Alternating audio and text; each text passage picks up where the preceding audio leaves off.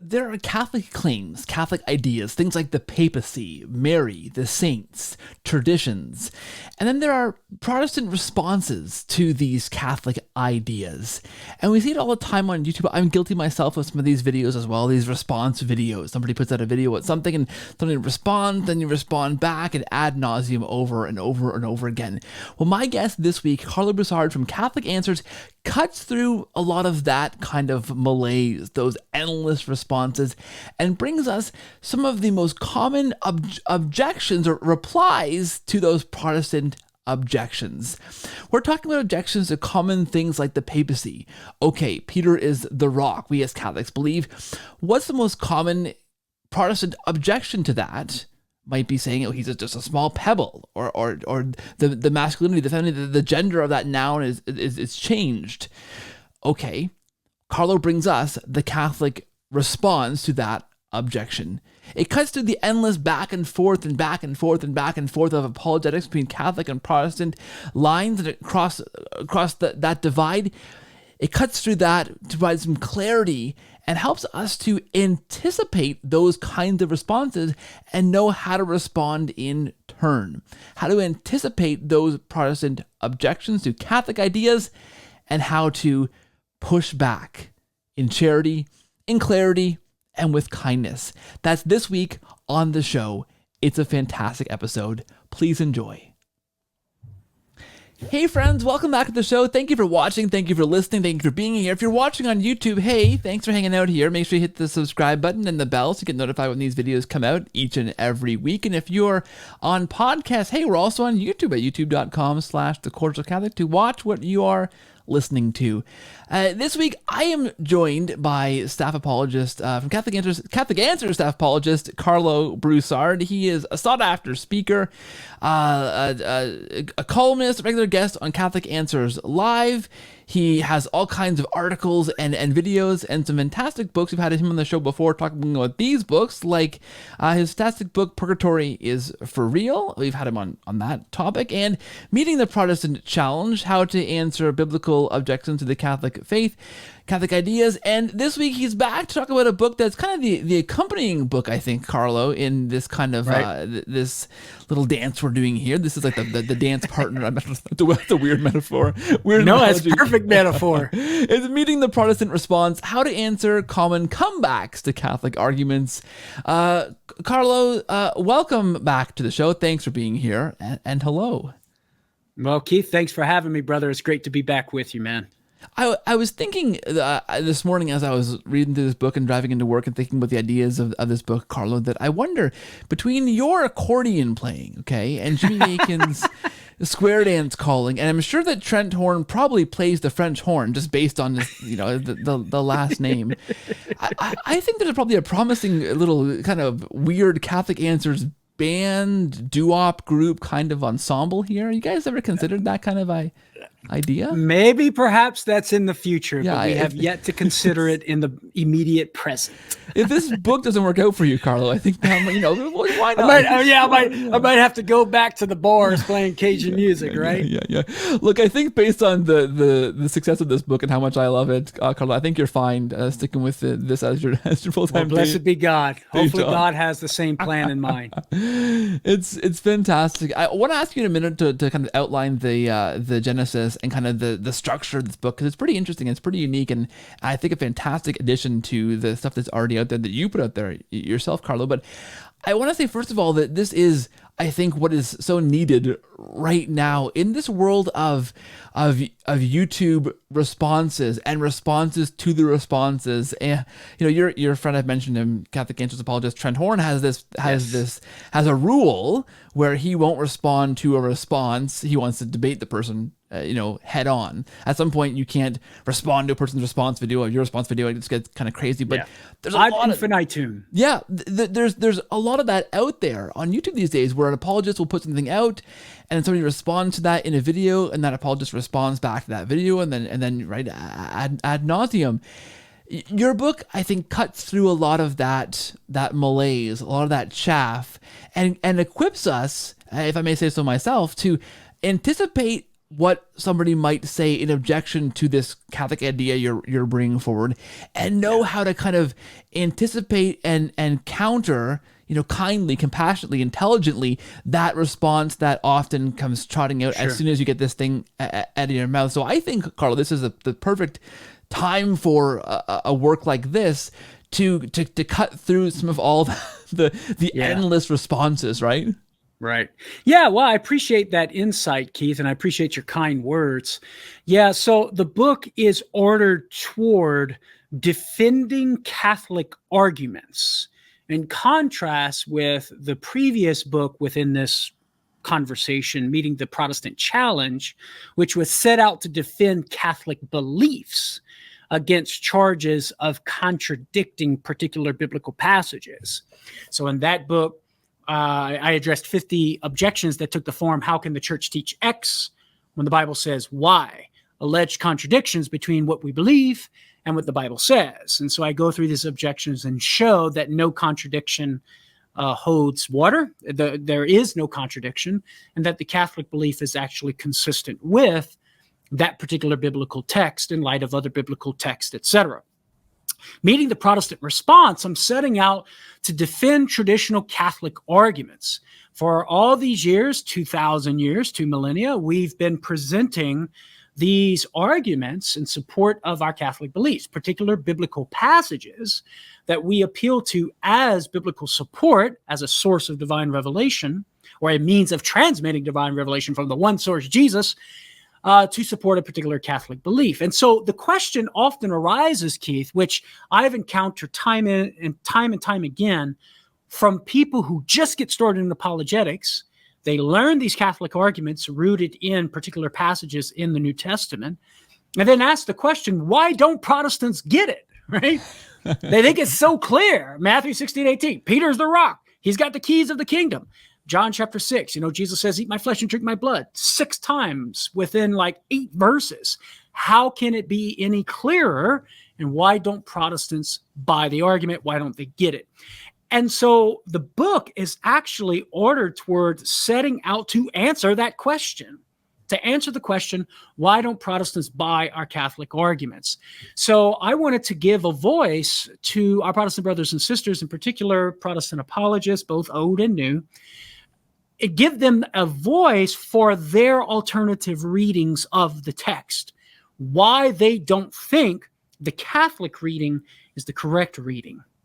And so I give them that voice, and then, of course, I engage with their comebacks to the Catholic arguments and show ultimately why they do not succeed in refuting the Catholic argument, such that the Catholic argument stands and we can continue appealing to these biblical texts in support of our Catholic beliefs.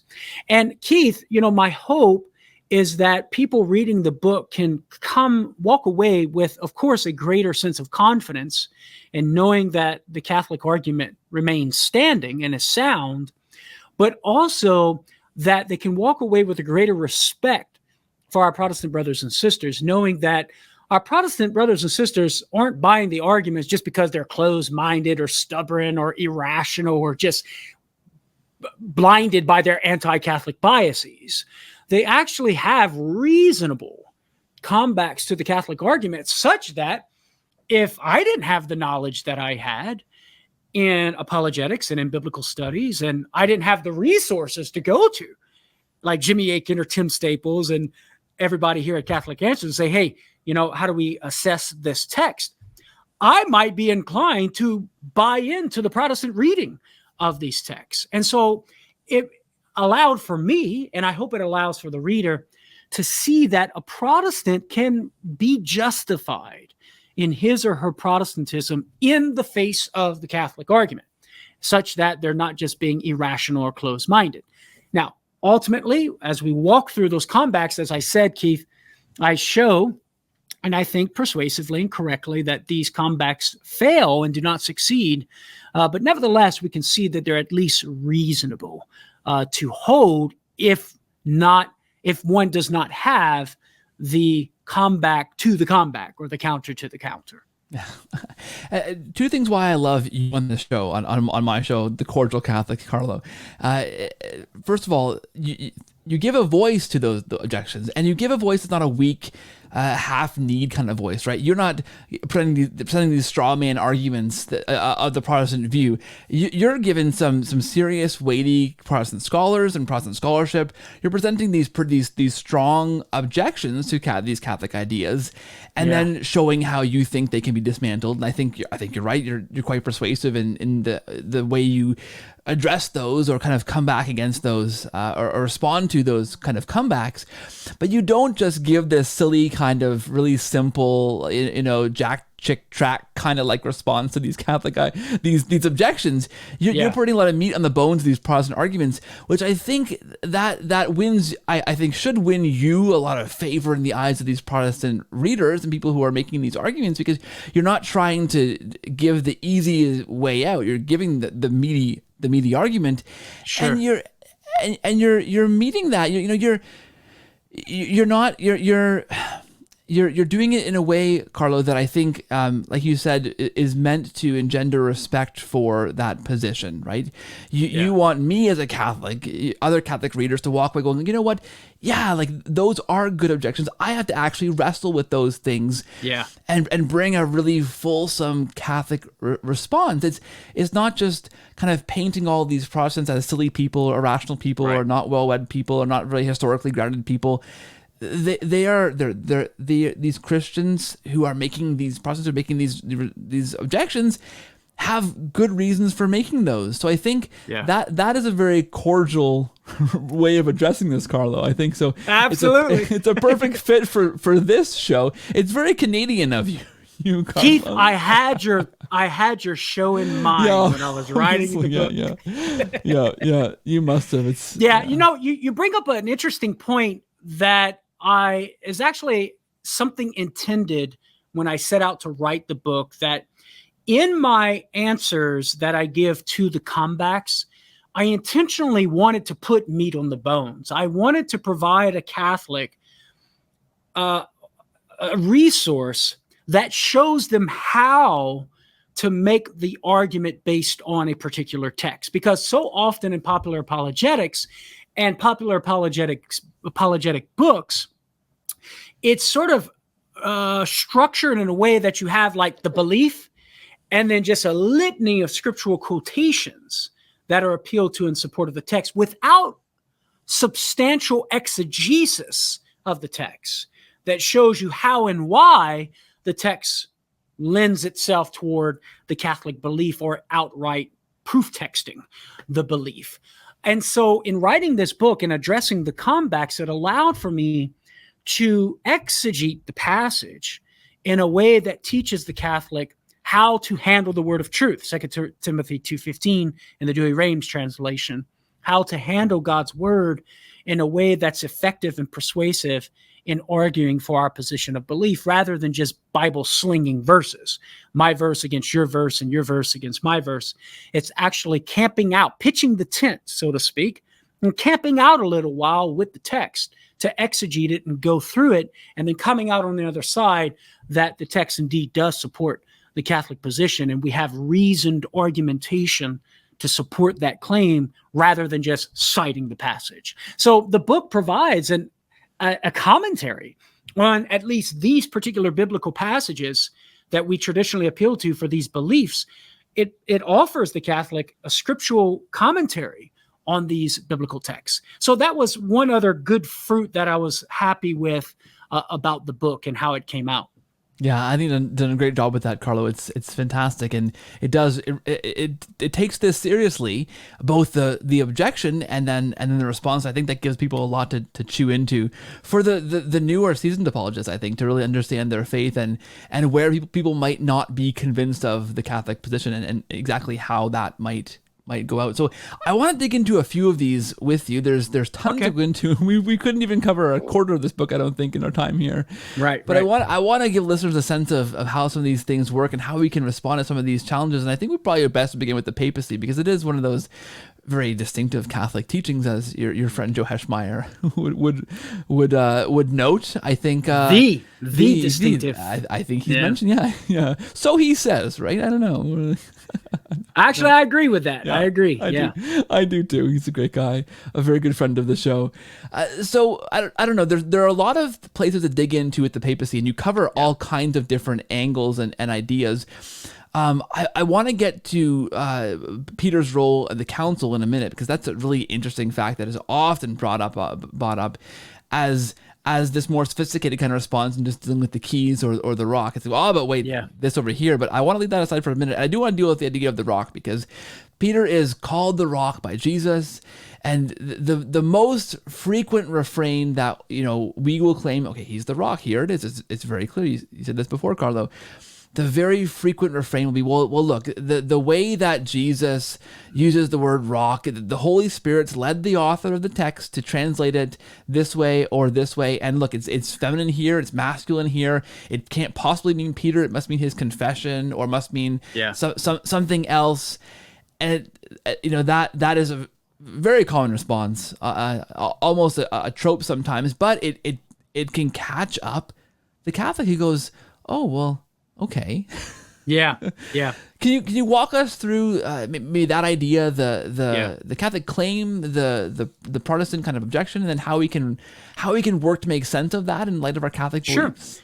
Yeah, sure. So the Catholic argument is that in Matthew 16:18, Jesus changes Simon's name to Peter, which in Greek, the Greek word is Petros. And Jesus says, and upon this rock, the Greek word for rock is Petra, I will build my church. Now, we as Catholics, we appeal to this text and say, see, Jesus changes Simon's name to Peter and says, upon this rock I will build my church. The metaphorical rock refers to Peter. Therefore, Jesus is making Peter the visible foundation of his church here on earth. And wherever the foundation is, there's the true church of Jesus. So wherever Peter is, there's the true church of Jesus. Peter is the visible identifying marker of the true church of Jesus Christ. However, a Protestant will come back at that argument and respond and say, well, you're assuming that the metaphorical rock is referring to Peter. But when you look in the Greek text, there are two distinct words being used. Petros, for the new name for Simon, and Petra, the Greek word that's being used for the metaphorical rock. And it is true that these are two distinct words. Now, many Protestant apologists will infer from these two distinct words that the second rock, the metaphorical rock, must not refer to Peter. It must be referring to something else. The rationale being that if the metaphorical rock, Jesus intended the metaphorical rock to be Peter, then the same word would have been used in both instances. And so that's the comeback. And so the question now is, well, how do we answer that comeback? Well, as I point out in the book, Keith, first of all, right off the bat, just because two different words are being used for something, it doesn't follow that those two words are referring to two different things. I can hold a rock in my hand and call it a stone or a rock, two different words, and have the same referent. So just because there are two different words, it doesn't necessarily follow that these two words are referring to two different things. So that would be one possible response to diffuse the challenge. But I think we can go further, Keith, as I do in the book. So the common classic Catholic response is that, well, the reason why Petra, the feminine noun, is not used in the first instance for Simon's new name is because you cannot use a feminine noun for a man's name. So that, Keith, would account for why Petra is not used in both instances, and why a masculine noun would be used for Simon's new name, and the common feminine noun, Petra, being used for the metaphorical rock.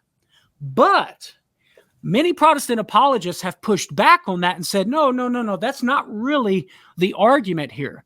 The argument, and I cite the Protestant scholars in my book, the argument rather is that if Jesus had intended the metaphorical rock to be Peter, then Petros would have been used in the second instance with regard to the metaphorical rock. So it should have read, you are Petros, and upon this Petros, I will build my church. And so the question becomes, and the challenge is, why isn't Petros used in the second instance? Why is there a difference between Petros and Petra? Why is Petra used rather than Petros, given the Catholic claim that the metaphorical rock is Peter?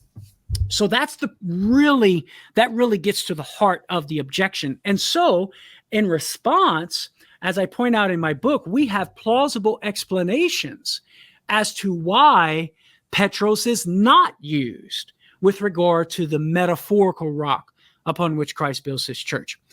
One very plausible explanation that's very persuasive, in my opinion, is that Matthew simply intended to preserve the distinction between the proper noun or the proper name, Petros, and the common noun, Petra. Based on this text, Keith, Simon's new name is Petros. So Petros, the masculine noun for rock, is now reserved as a proper noun or a proper name.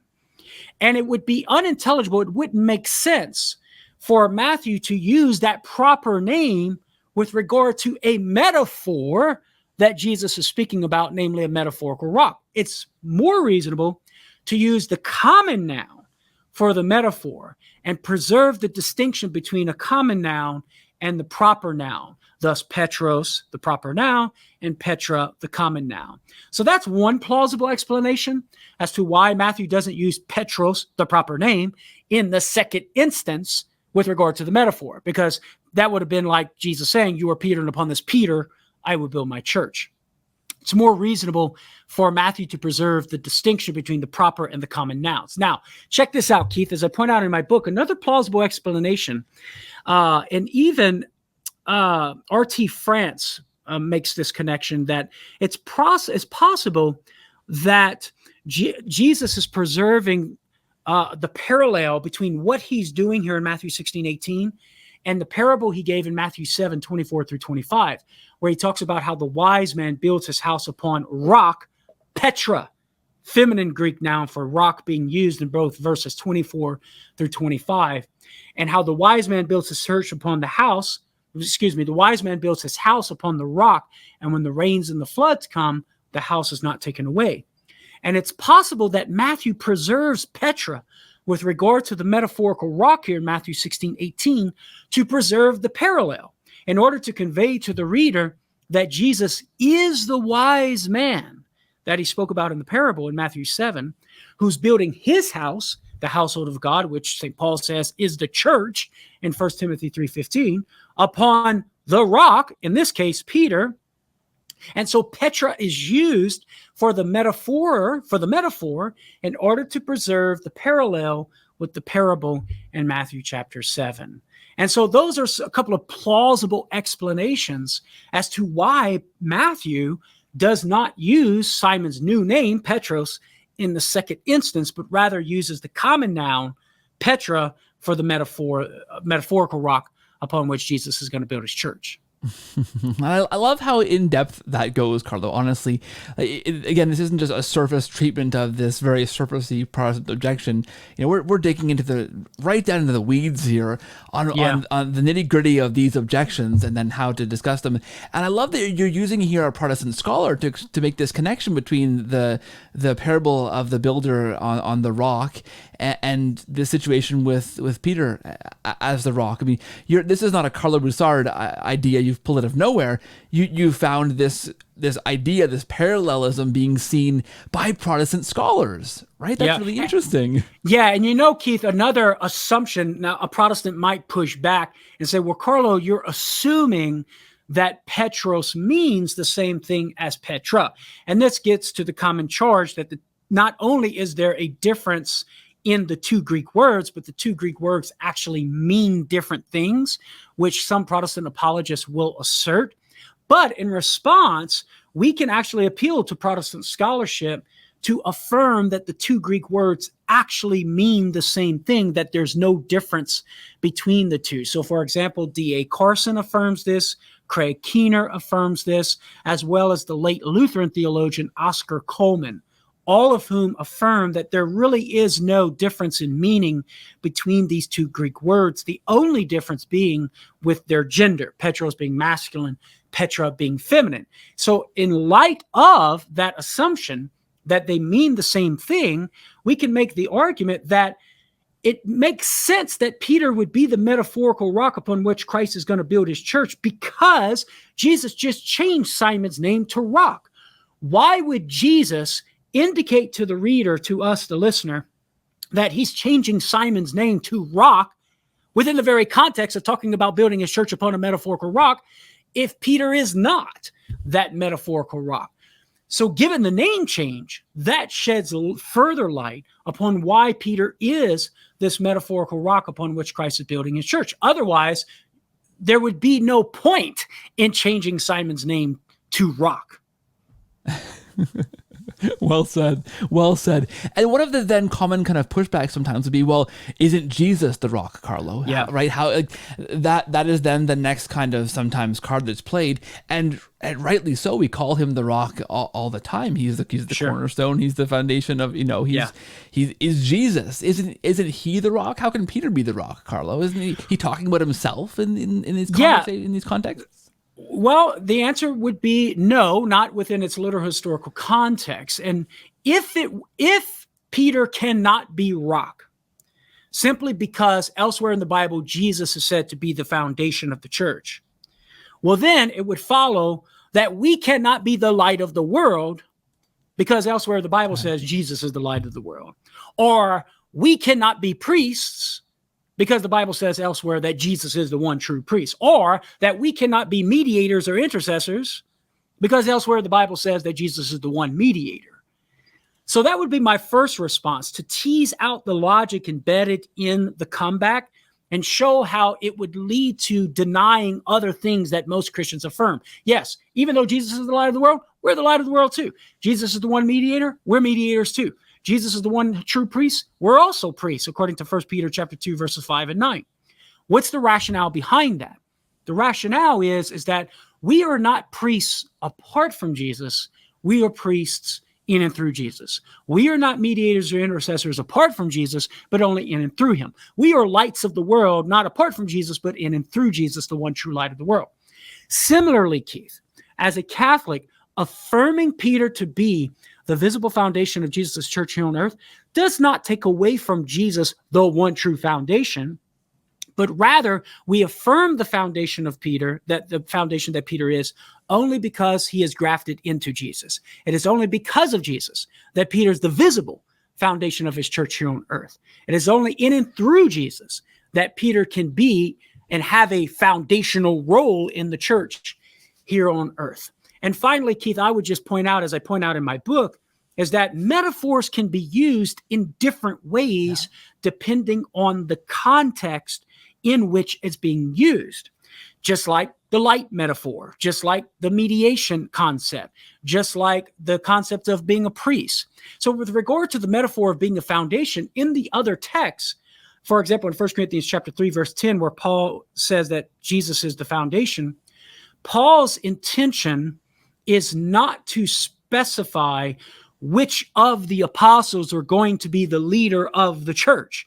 Paul's intention is simply to specify that the church is the foundation, and we all build, the ministers of the church, as well as all Christians, build up the church. And think about this, Keith, in that very text of 1 Corinthians 3:10, and then in the immediate context, Paul talks about apostles building on the foundation that is Jesus. Well, wait a minute. Matthew 16:18, Jesus says he's the one doing the building. Is Paul wrong here? Because Jesus is the builder, but yet Paul says others are building. So there we have yet another example of how metaphors can be used in different contexts.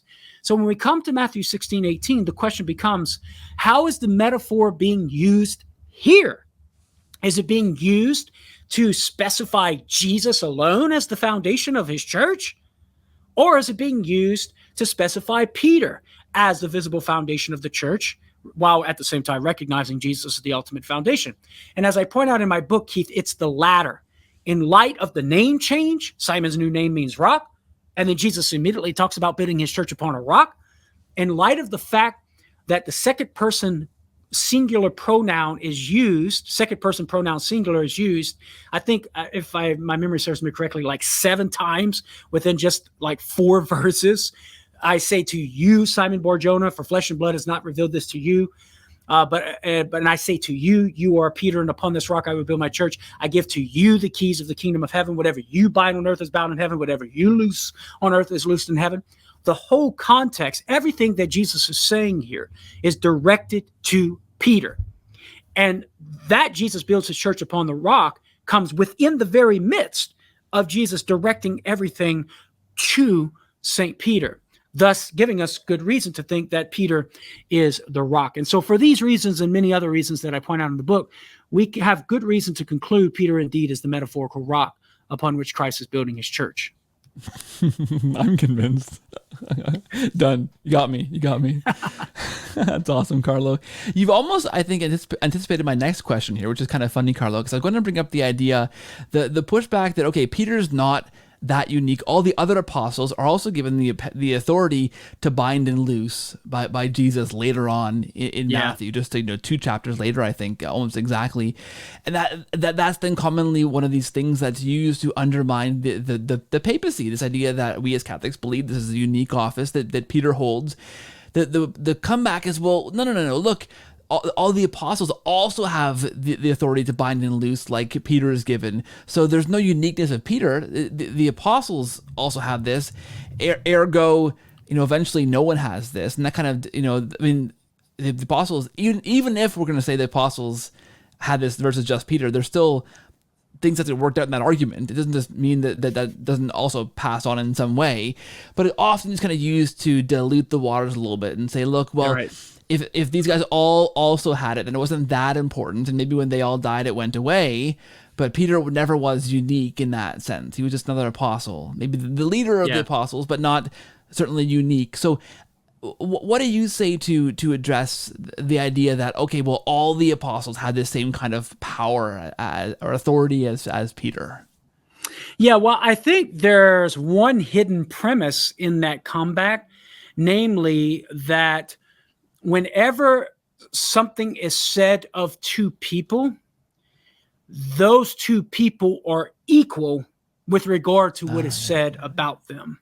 So here you have binding and loosing being said of Peter and being said of all the apostles. Therefore, concluding, Peter must be equal to the other apostles in his binding and loosing. But actually, I think we can challenge that hidden premise there and show it demonstrably to be false in sacred scripture. Getting back to what I was talking about earlier, the image of the light of the world is used of Jesus and us. Does that mean we're equal to Jesus in being lights of the world? I don't think so. The priestly, the concept of being a priest, is applied to Jesus and Christians. Does that mean we're equal to Jesus in being priests? I don't think so. How about the image of a shepherd? That is without a doubt applied both to Jesus and Peter. And we can include all the other apostles, right? Does that mean that Peter and the apostles are equal to Jesus in being shepherd of Christ's flock here on earth? As a Catholic, we would say absolutely not. We affirm they are shepherds, but just because the image is used of both, that does not mean they are equal with regard to shepherding. So that's one way that we could respond to this comeback, tease out the hidden premise and show that the hidden premise is false. And if the hidden premise is false, then the argument doesn't go through. This would not be a successful comeback to the Catholic claim. And furthermore, Keith, I would argue that this sort of comeback ignores the other aspects as to why we think Peter has a unique role in the church. So it's not merely the language of binding and loosing, but it's the exclusive command given to Peter to bind and loose, separate from and apart from the collective command that's given to the apostles to bind and loose.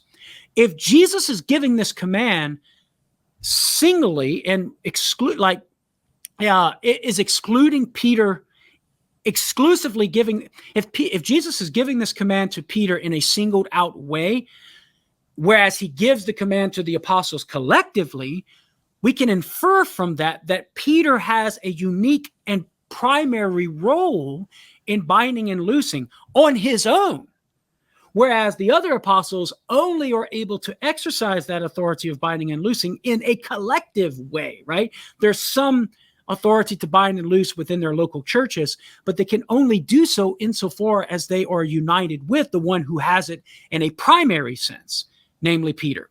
And then, of course, it fails to take into consideration the keys of the kingdom, which I argue for in the book, should be interpreted in light of Isaiah 22:22 and the key of the house of David, given as a symbol or a symbol for the authority of the chief royal steward of the kingdom of David.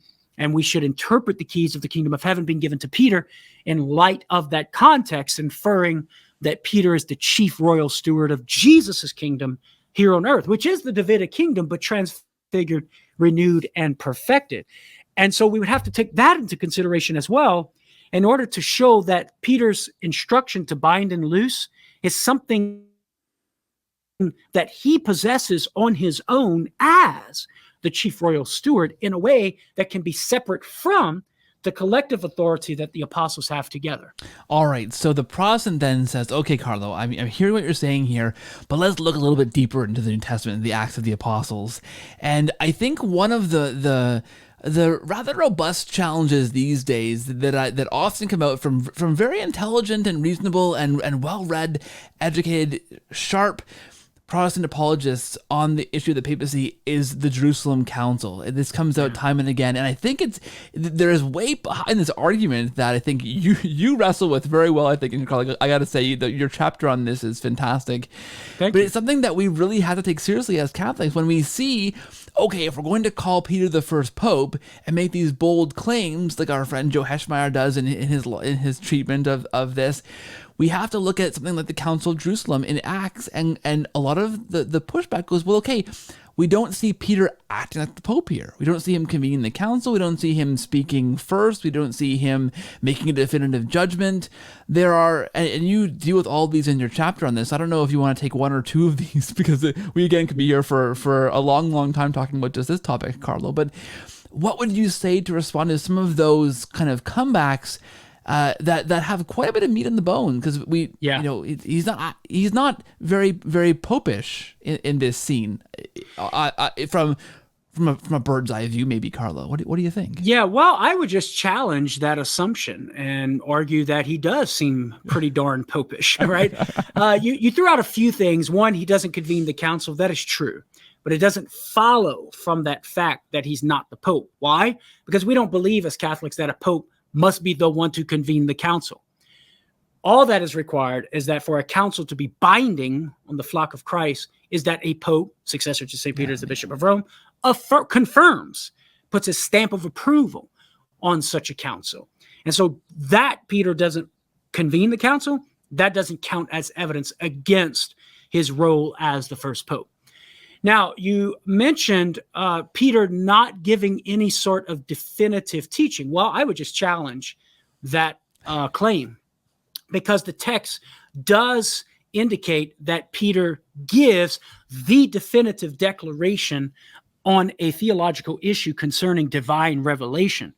As you, Keith, and many of your listeners know, the issue concerning whether or not a man must be circumcised in order to be saved. And Luke tells us in Acts 15, 1-2, that this was no small debate.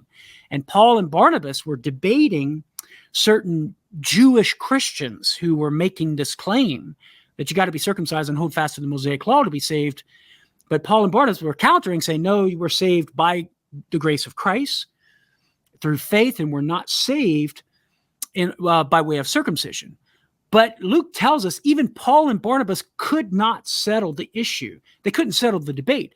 Rather, they decided to take it to Jerusalem, to take it, and by way of the instruction of Jesus, take it to the church, as he says in Matthew 18:17. And so that's what they did. And Luke tells us in verse 6 of Acts 15 that the elders and the apostles convened to consider this matter.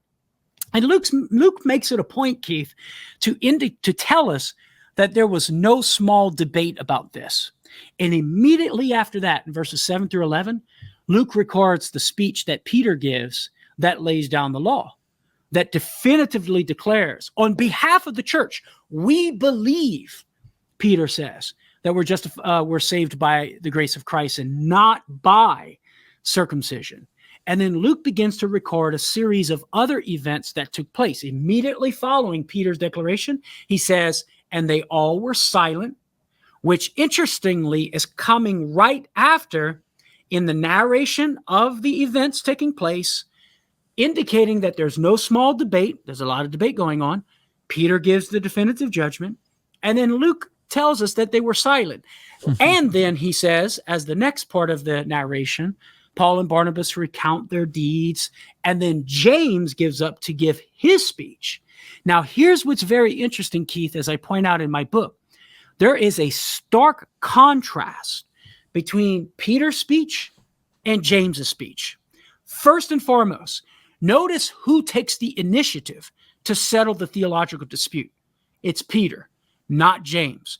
So Peter does take the initiative at the council to definitively declare on behalf of the church, we believe, what is the truth of God's revelation concerning man's salvation.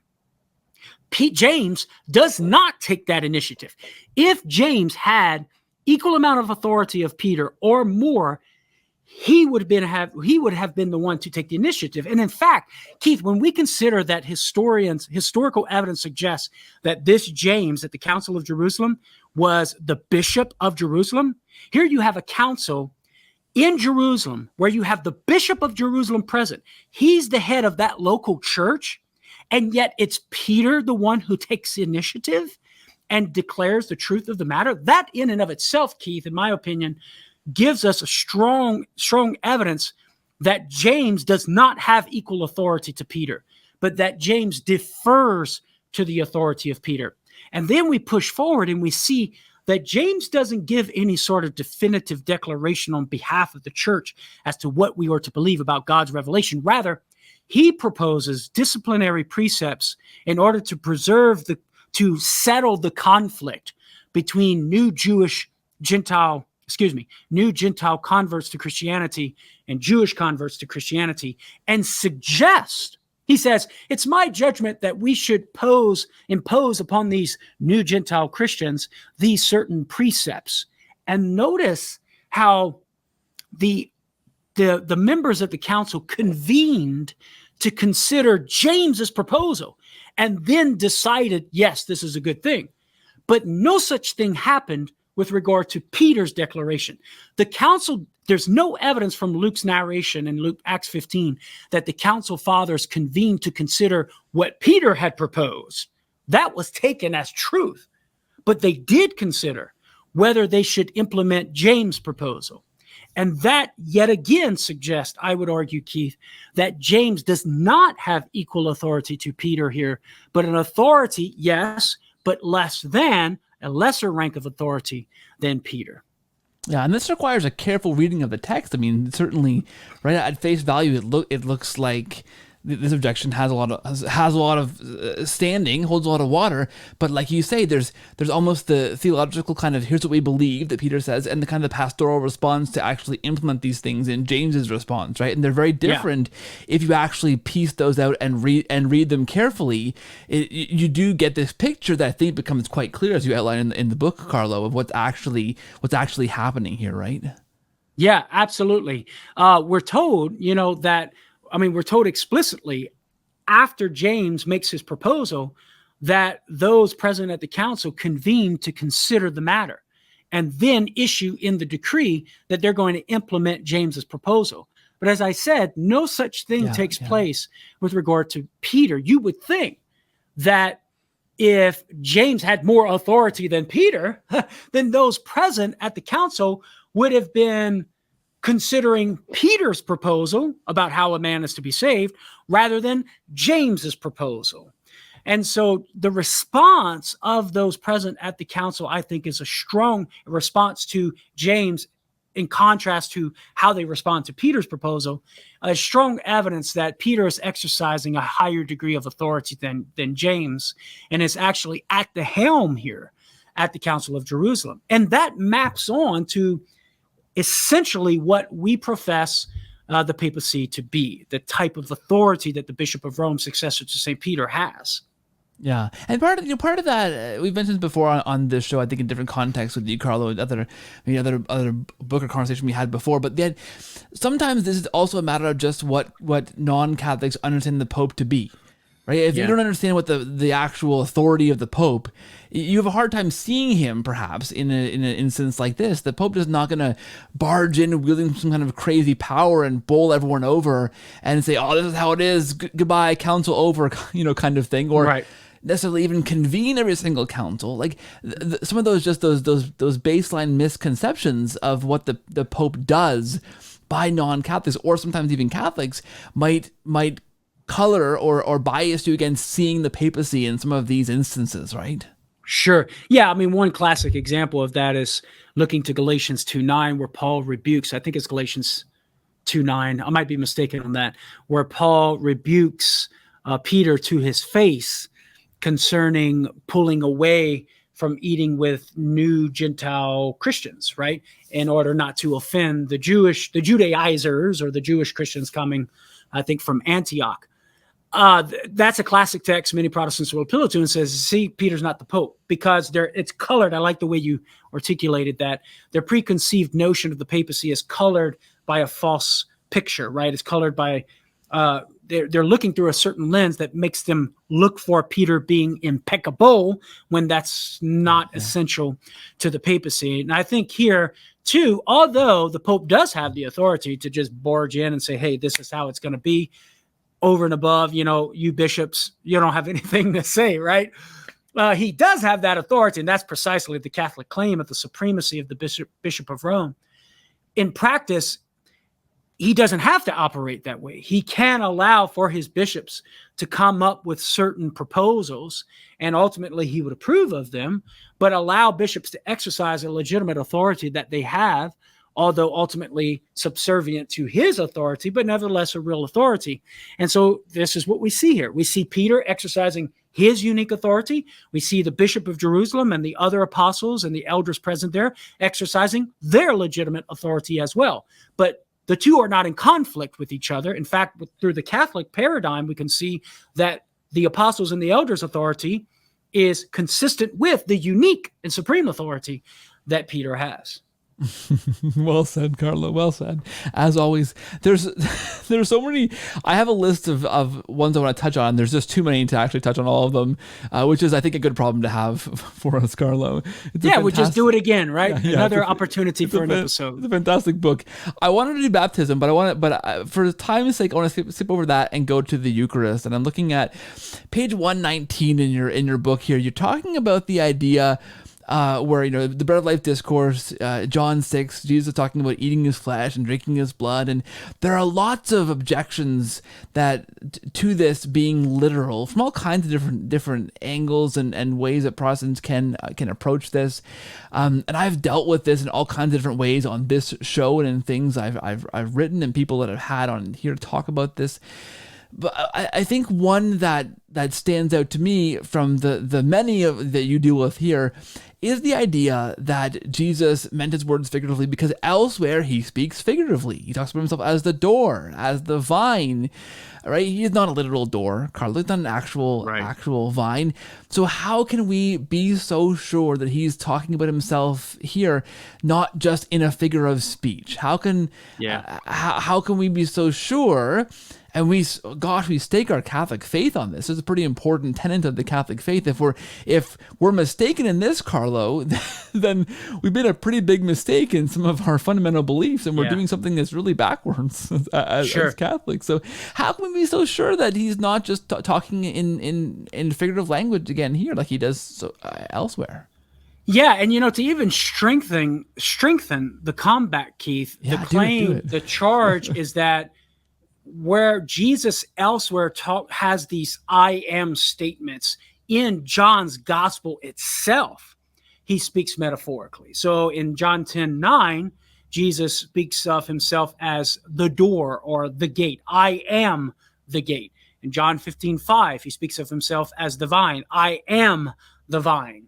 And so the argument or the comeback is, well, if in John's gospel, where Jesus has these I am statements, we take those statements to be figurative or metaphorical talk or speech. In the same gospel in John chapter 6, in the bread of life discourse, Jesus yet again uses an I am statement and saying, I am the bread of life, and talking about the bread of life being his flesh. So if we're going to interpret these other passages figuratively, then it's consistent with our principle that we should interpret this I am statement here in John 6 as figurative as well. Or to state the comeback differently, if we as Catholics are going to interpret Jesus's I am statement, I am the bread of life, in John 6 literally, then we should be interpreting his other I am statements in John's gospel, I am the door, I am the vine, literally. So you can kind of feel the weight of that comeback there. So how do we respond? Well, it is true that in John 10:9, I am the gate, John 15:5, I am the vine, Jesus is speaking metaphorically. And it is true that we're asserting in John chapter 6, when he says, I am the bread of life, and the bread that I will give for the life of the world is my flesh, he's speaking literally.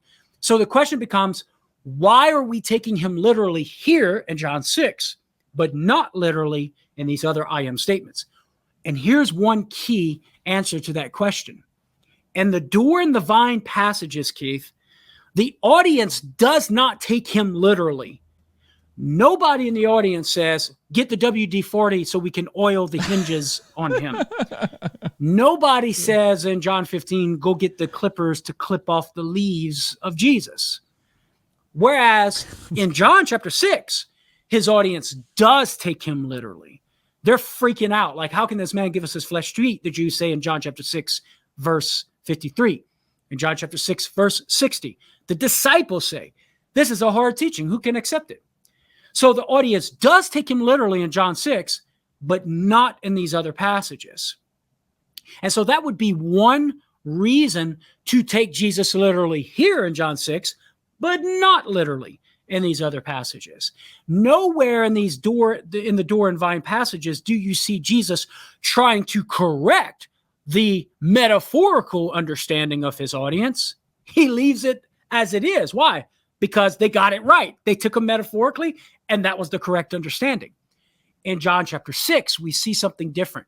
Jesus actually affirms the literal thoughts of the audience, both the Jews and the disciples. In response to the Jews, he doubles down and says 6 times in those 8 verses, re-emphasizing to eat his flesh and drink his blood. That does not sound like he's easing up the difficulty that the Jews are having. Rather, he seems to be upping the ante, upping the difficulty, affirming the difficulty. And then in response to the disciples who are having a hard time, he appeals to his ascension. Now, that's pretty hard to believe given its miraculous nature.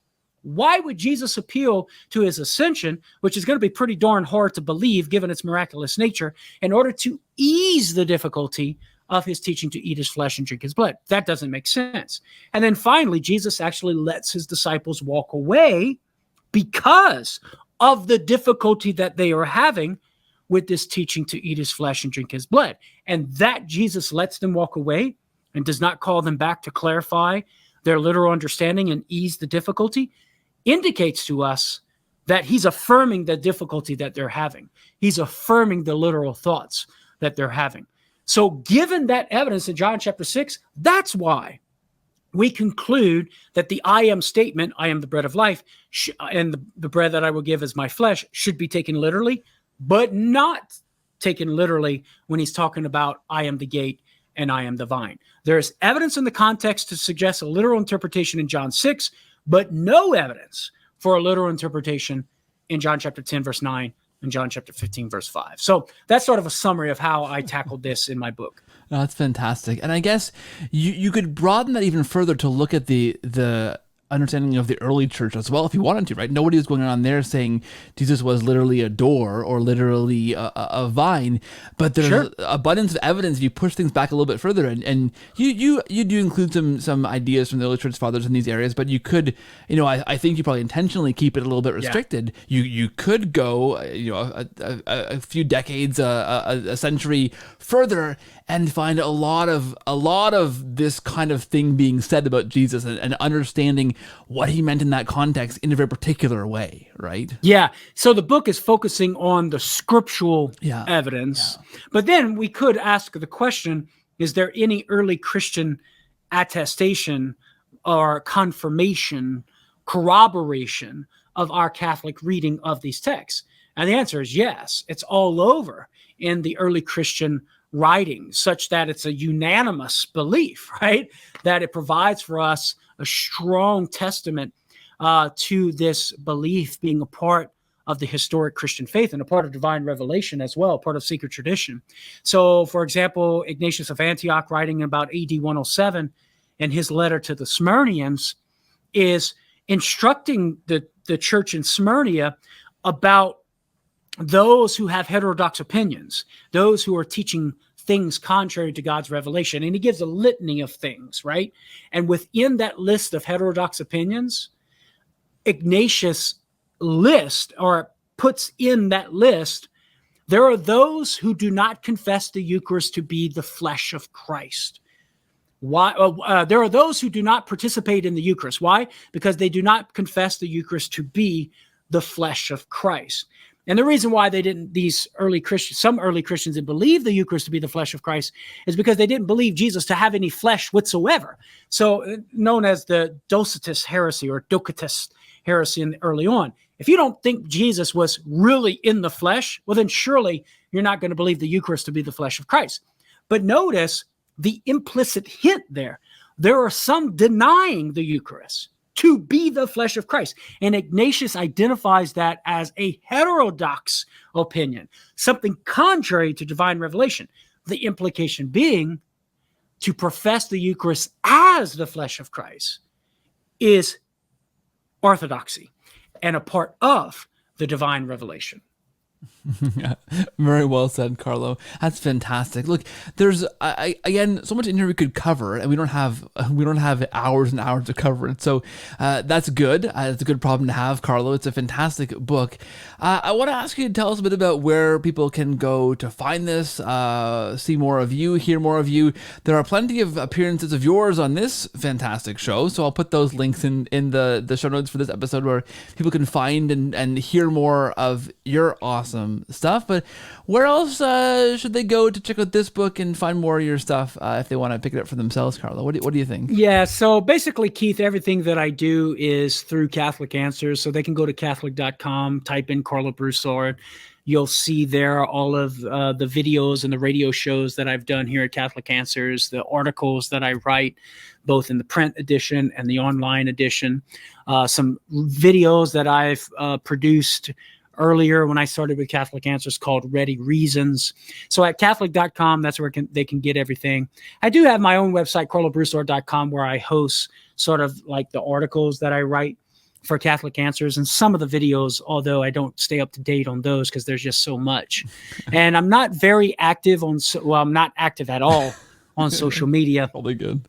So unfortunately, people can't follow me that way. I just ride the wave of Catholic Answers here and allow them to take up that work on social media. Whether that's for good or ill, I have no idea. God will have to show me that on the other side of the veil. But as of now, I don't have any social media presence other than in and through Catholic Answers. I think we all know it's probably a good thing, Carlo. It's probably a good thing. Well, I don't know about that. I debate, go back and forth on that. But I'm just trying to stay focused on my wife and my kids, man, and the work that I do here at Catholic Answers. To be frank, I just don't have enough bandwidth and mental energy to keep up with all of that stuff, man. I hear you. Well, it's great stuff, Carlo. And I got to say, if you do go to Catholic Answers shop.catholicanswers.com and type in Karlo Broussard, it does say, did you mean Camwo Broussard? KAMWO. So I don't know who's running the tech there at Catholic Answers, but obviously putting Interesting. a prank on you there, Carlo. Your books do show up, but it does suspect that I meant to type in Camwo. So interesting. I don't know who Karlo Broussard is. Maybe that was your Cajun accordion playing nickname back in your 20s, Carlo. But I'm glad you brought that up. That's shop.catholic.com. That's where your listeners and viewers can get my books and stuff and other resources that we have here at Catholic Answers. Your stuff and CamWow stuff too. He's a pretty cool guy, Carlo. Hey, thanks for being here again. Thanks for spending some time with us again on this show. It's always a pleasure, Carlo. Fantastic book. It's wonderful stuff. All your stuff is great, Carlo. So always happy to have you on. Thanks for having me, man. Hey, come back anytime. I want to say God bless you and the work you're doing for the church, man. It's great stuff. So thank you so much and take care. Thank you, Keith. God bless you, brother.